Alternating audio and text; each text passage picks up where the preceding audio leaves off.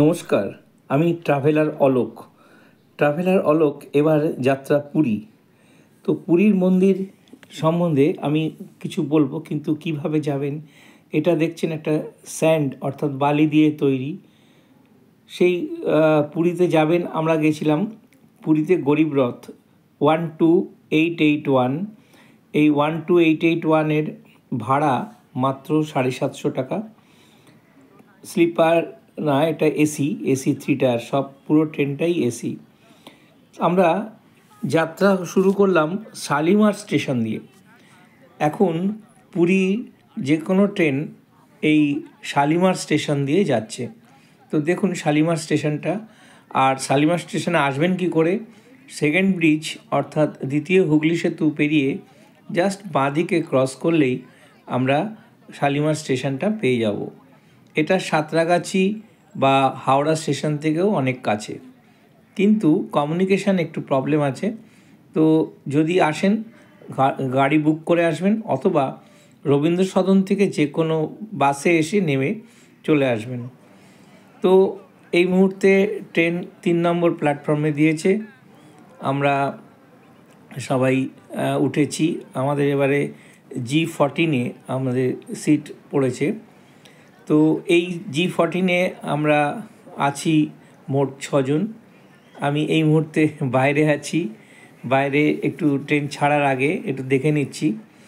তো সেই বাইরের ছবি আপনাদের দেখাচ্ছি যে স্টেশনটা কত সুন্দর করেছে। খুব সুন্দর এসকেলেটার করেছে, বয়স্ক লোকেদের জন্য কোনো অসুবিধা নেই। আর যে কোনো এতে আসতে পারবেন, কোনো অসুবিধা নেই। খুব সুন্দর প্ল্যাটফর্মটা, এবং ওঠা নামার জন্য চলমান সিঁড়ি রয়েছে। সুতরাং এখানে ওঠার কোনো অসুবিধা নেই, আসারও কোনো প্রবলেম নেই। শুধু একটুখানি অ্যারেঞ্জমেন্ট করে আসতে হবে। তো পুরী আমরা যাচ্ছি গরিব রথ ট্রেনে। গরিব রথ ট্রেনটা আগেও বলেছি, এটা লালু প্রসাদ যাদব উনি শুরু করেছিলেন যে গরিব মানুষরা চড়ার জন্য। কিন্তু গরিব মানুষ হলেও সবাই কিন্তু যেতে পারছে এটায়। তো এটা ভাড়াও খুবই কম, আপ ডাউন মিলে আপনার 1500 টাকার মধ্যে হয়ে যাবে। আর ট্রেনের ভেতরটাও দেখুন, ভেতরটাও শীতের জিনিস অর্থাৎ চাদর কম্বল। আমরা এখানে 6 জন আছি। এটা G14-টাও বেশ ভালো, মানে আর অনেক ট্রেনে G2-তে আছে আরো 6 জন, মোট 12 জন। কিন্তু গরিবরাতে দেখলাম মোটামুটি সব কিছুই ভালো। বাথরুমও বেশ ভালো, পরিষ্কার পরিচ্ছন্ন। তো আমরা বেরিয়ে পড়লাম যার যেরকম গরিব রথে পুরীর উদ্দেশ্যে। ভেতরটা দেখুন অনেকটাই স্পেসিয়াস আছে। আর সঙ্গে রয়েছে পুরীর সমুদ্র সৈকতে উপস্থিত হয়েছি ট্রাভেলার অলোক। এবারে টিম 12 এক এক করে নামের পরিচয় দাও। প্রথম দিকে ক্যামেরাম্যান সীমা রায়, সঞ্জয় গাঙ্গুলি, রুমা দে। আমার নাম হচ্ছে নীল। অনিমেষ পিছনে কেন? অভিজিৎ একসাথে হয়ে গেল।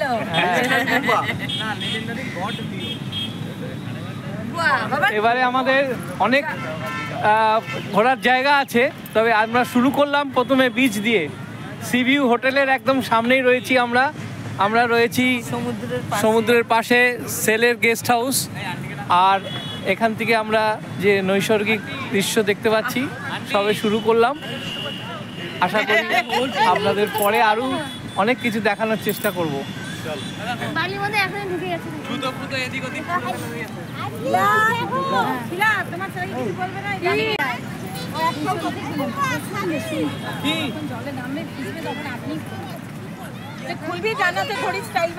আগে খেয়ে না পে চলো চলো চলো।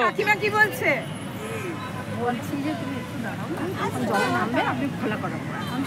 এই চলো, ওখানে ব্রেকফাস্ট আছে, চলো গরম গরম ভাত যে খেয়ে নাও। ঢেউ কি পুরীর ঢেউ, সত্যি বললাম। এই আকর্ষণটা জগন্নাথ দেব আর হচ্ছে এই সমুদ্র, এই দুটি হচ্ছে অ্যাট্রাকটিভ ফোর্স।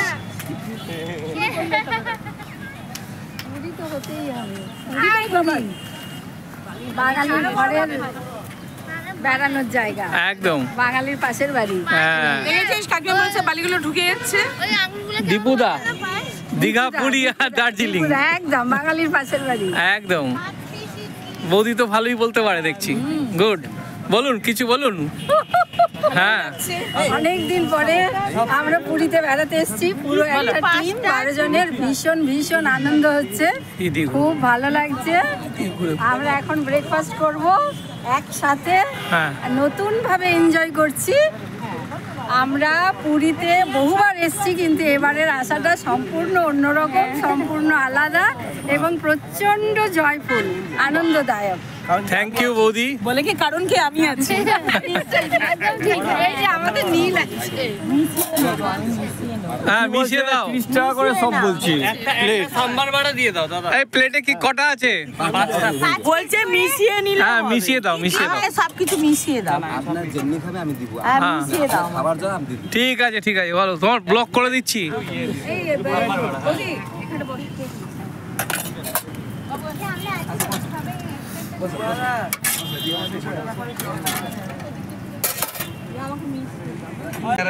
আমরা খাচ্ছি। আচ্ছা, এখানে কতদিনের দোকান?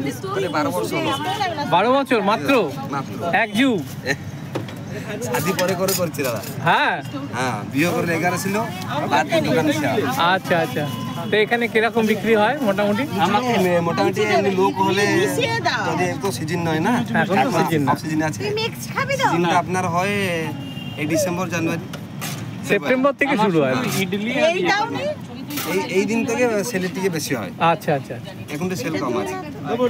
তারপরে আগে থেকে আছে হনুমান জয়ন্তী, আমার উড়িয়ারা, উড়িষ্যার লোকরা নতুন বর্ষ, পড়া সংক্রান্তি, বর্ষ দিনটা 14 সংক্রান্তি। আচ্ছা আচ্ছা। আমার এটা নতুন বর্ষ উড়িষ্যার লোককে। আচ্ছা আচ্ছা, আমাকে ইংলিশ লোক দিয়ে আপনার নতুন বর্ষ জানুয়ারি, কিন্তু আমার এটা শুরু 1 বর্ষ। আচ্ছা আচ্ছা। নতুন বর্ষ আমার এখানে পড়া সংক্রান্তি। ও বাহ, ওটা কে পালন করেনি, এইটা কে পালন করেনি, তাই না? উড়িষ্যার বাসী কে পালন করে সংক্রান্তিটা, আচ্ছা, 72 সালটা এটা পালন করে কি জানুয়ারি 1 তারিখ। আচ্ছা আচ্ছা। মাছ মদ খায় সব ওরা পালন করে।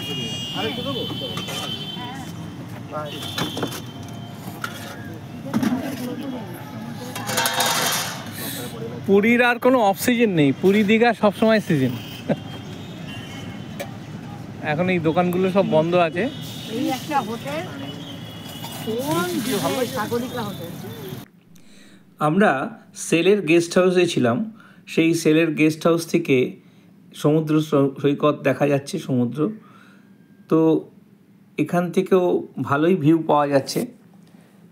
আর পাশে আমরা যেটা দেখছি, একদম বাঁদিকে রয়েছে রাজবাড়ি, যে রাজবাড়িটা এখন মাউধাবি প্যালেস, অর্থাৎ সি বিচের ওপরেই স্বর্গদ্বারের কাছে।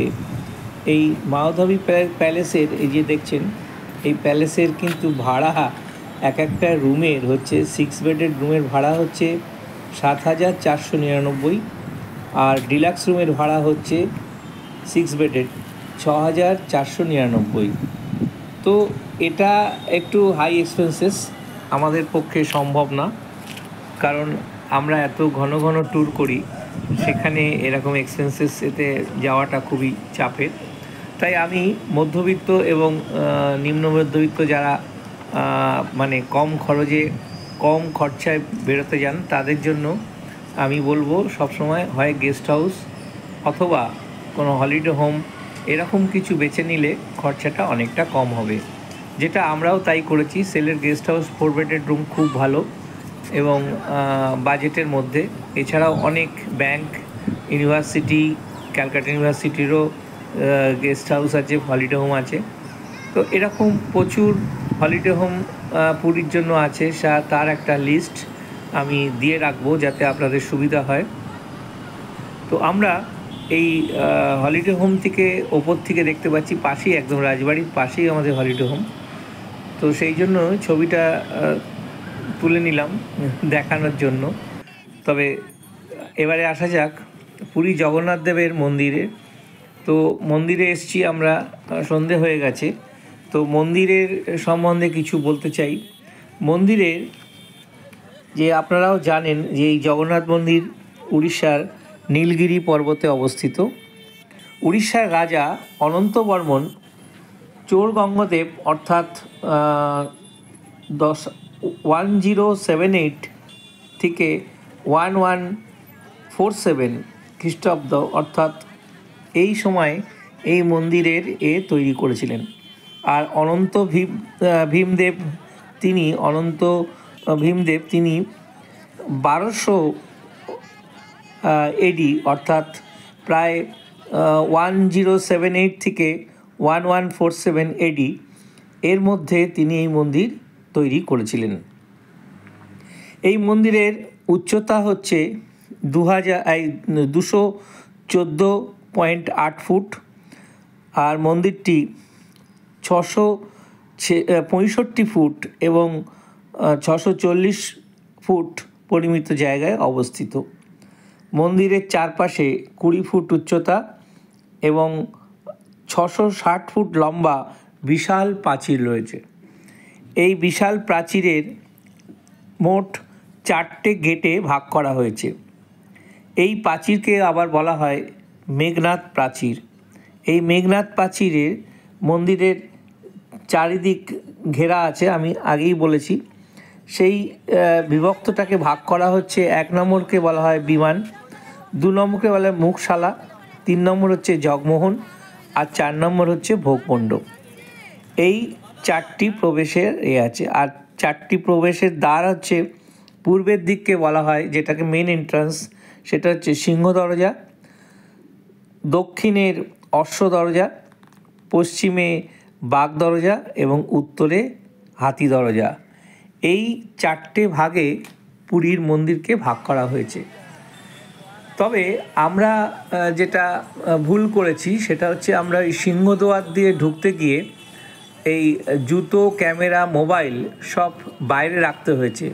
যখন আমরা ভেতরে ঢুকলাম, প্রবেশ করলাম এবং পুজো দেওয়ার পরে যখন বেরোবার সময় দেখলাম যে ডান দিকে অনেক স্টল আছে যেগুলোকে ফ্রি রাখা হয় এবং যথারীতি কুপন দিয়ে জুতো, মোবাইল, ক্যামেরা সমস্ত কিছু। তো সেই জন্য আপনাদের বলছি, আপনারা যদি ওই সিংহদ্বার দিয়ে না ঢুকে পিছন দিক দিয়ে ঢোকেন, এই সাইড দিয়ে অন্য দরজা দিয়ে, যে 4টে দ্বার বললাম, যে বাঘ দরজা বা হাতি দরজা বা অশ্ব দরজা, সেখানে কিন্তু এই পাশে অনেক ফেসিলিটি আছে। এটি ভালো লাগলে অবশ্যই লাইক, শেয়ার এবং সাবস্ক্রাইব করবেন।